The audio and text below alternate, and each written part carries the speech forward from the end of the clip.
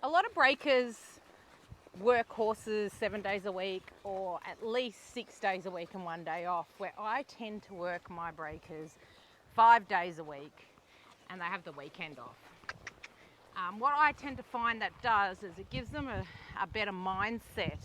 They get a couple of days downtime to think about what we've been working on through the week. They get a proper rest, their bodies get a proper rest, their minds get a proper rest. And I find they always come back after their couple of days off with a much better attitude. Even if they didn't have a bad attitude, they just come back fresher and more forward and willing to work. So Whinnys had 3 days off, and the other thing that does is it also teaches our horses that it doesn't matter how much time off they have, that we always expect the same when they come back in. So it's a valuable lesson to sort of set at them at this early age or early stage of their training. So Winnie's had 3 days off and she's come back in. I've done a little bit of groundwork with her. Her groundwork was impeccable.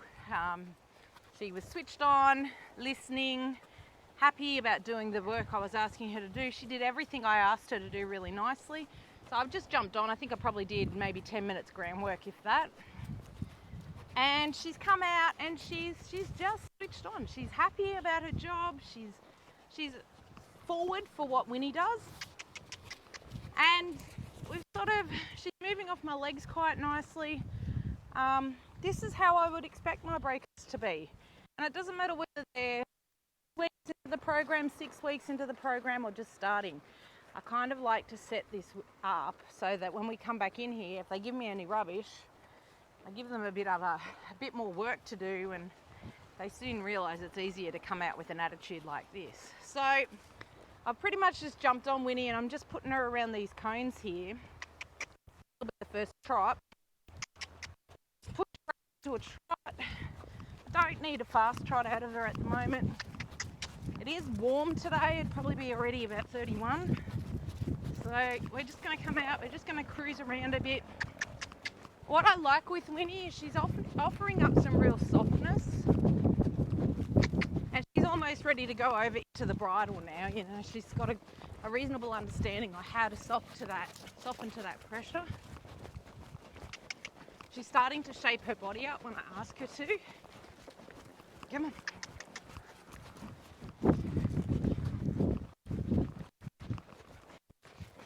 Winnie is kind of, at the moment, she's sort of rooting her nose out a little. So I'm not gonna drag on her face. I'm gonna bump on that bosal. Come on, girl. Yeah. If I drag on her face, it's just going to increase resistance, and she's going to get heavier and heavier if I bump. Little short, sharp bumps. It's uncomfortable, and she won't want to sit on it. And it just increases her softness. Because I want to just put a little bit of light pressure on that and have her come off it. So I pick up as I would if I expect her to come off nice and lightly. And then if she doesn't, I bump on it. Always go in as light as you can and fix it if you don't get the response you're after immediately. Don't just keep harping on, turning into a nagging mother. Yeah. Really like what she's offering here. We're going to go the other room now.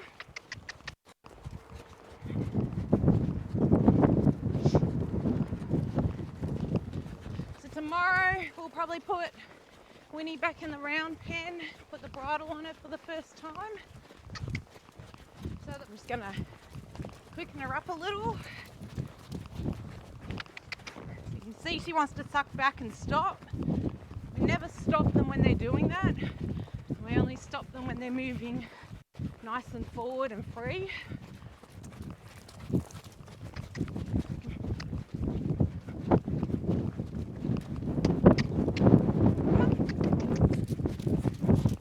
I'm just going to quicken her up again.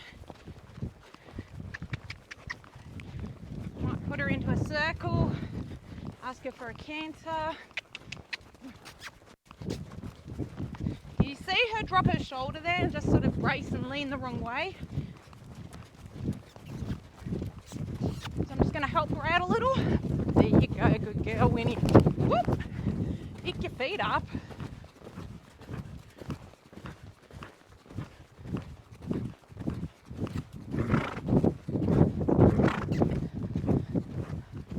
Come on. Slap my legs on her side to keep her moving.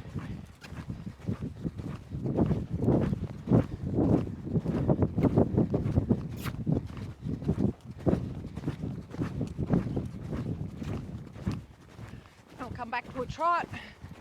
Just sit up, sit nice and still. Pick your feet up. And she's tripping because she's being quite lazy about everything. So it tends to happen when it gets hot and bothery. Now we're going to turn the other way. I'm just going to push her up and make sure she's really listening before we both end up eating sand.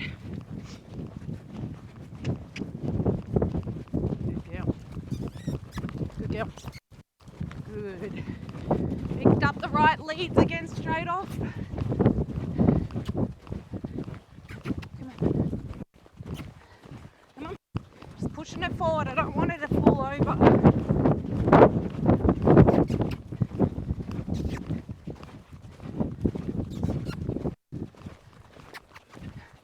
Flap those legs on her side. When she feels like she's looking back. Sit up, relax, stop riding, push her forward now. I don't want her stopping at the moment. Get up. Good girl.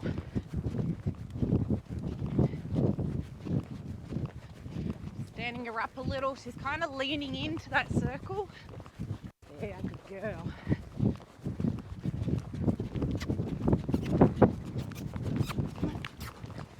Good girl.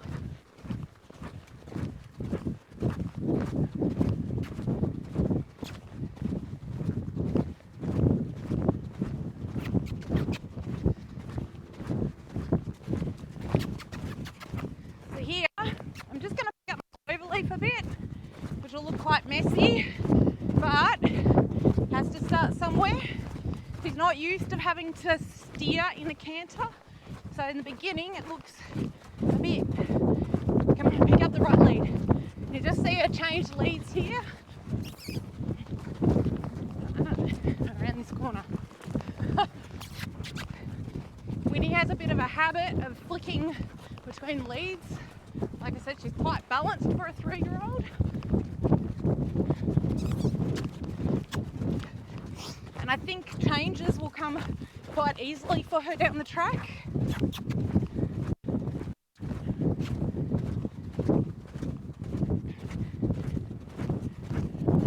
Good girl. Good.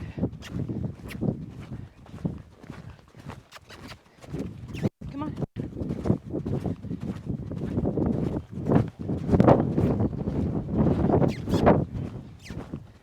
The cloverleaf should be done in a canter. I always work my way up to a canter so they have a concept idea.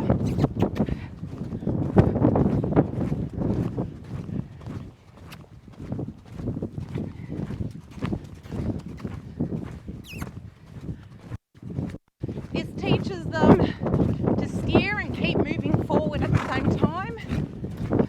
Every time you increase speed, you increase resistance. So this is a good one to soften during the moving forward, moving the feet faster. Whoop. Good girl. Come on.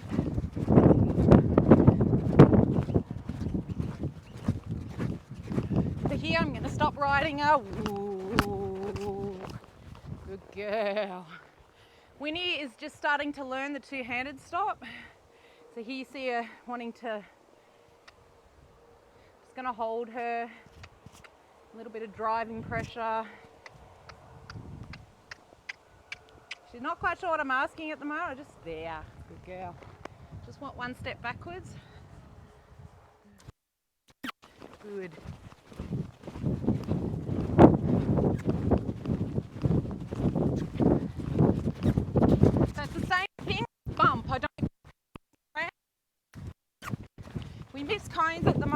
straighten that up as we're going, or just aim for them. There, she's dropped out of a good girl, Winnie. Keep going. This is really about forward, keeping them forward, teaching them just to roll along. Energy, don't run off. There's no point running off. This is good exercise for horses that like to pick up speed, because we're constantly keep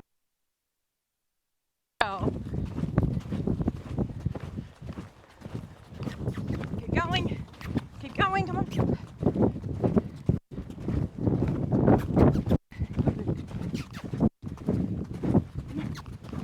Yeah. So she's kicked this cone quite close to the wall now, making it a bit hard to get around that one. And I like to take her out a little wide where it's on the fence.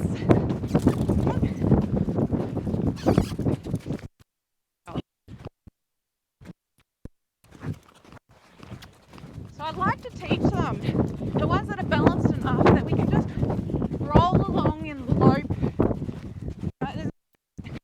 picking up speed, just find that nice roll and just go with it, that nice flow.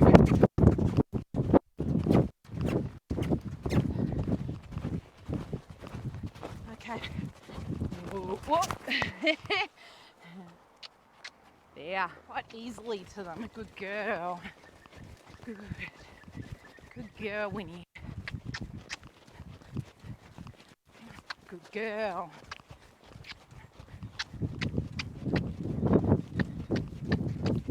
Make it uncomfortable when she lifts up. There. Good girl. Good girl. Just catch her every time she lifts up. Good girl. Really felt her lift her back up then. I'm going to push her up. So here she just, oh, beautiful work, Winnie. I'm just encouraging here for her to start rounding her back and lowering her top line in a canter. Good girl. Good girl.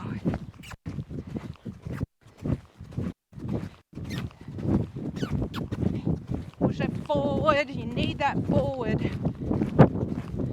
As she gets better at this, she'll rock herself back and be able to maintain her line. Yeah. I'll let her come back. Good girl, Winnie. Turn around, long stretched back. Come on. Come on. So while she's sucking back a little, I'm never going to get that nice long and low profile. It's only once she starts swinging and moving forward that I'll achieve that. Good girl. Come on. Just really push her forward here. Good girl. Come on. Yeah.